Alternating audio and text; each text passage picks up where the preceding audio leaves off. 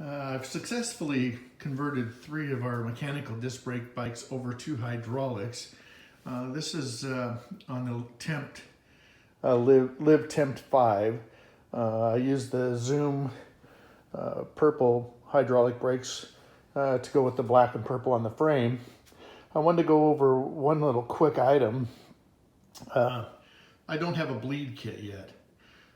The rear brake assembly had to swap the cables around, or the hoses around to get them on the, the rear on the right and the front on the left.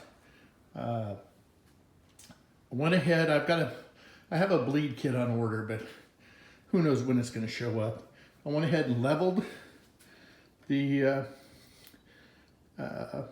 actual handle out completely, removed the reservoir screw, and with it level and the bike level, went ahead and pumped the lever very slowly, very easily until it burped. It had 1-2 bubbles come out, you could see very pronounced.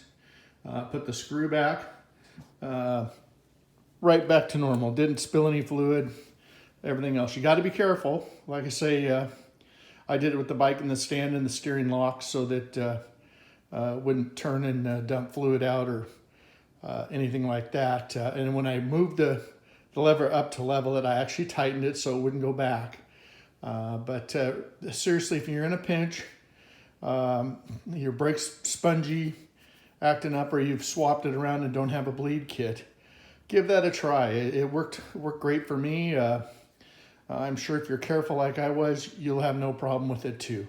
The brakes ended up, again, this is the second set of Zooms I've used now.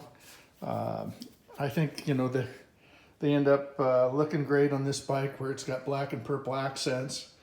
And then they function great too. They have that great hydraulic brake feel. Anyway, hope everybody has a great day, and thanks for watching.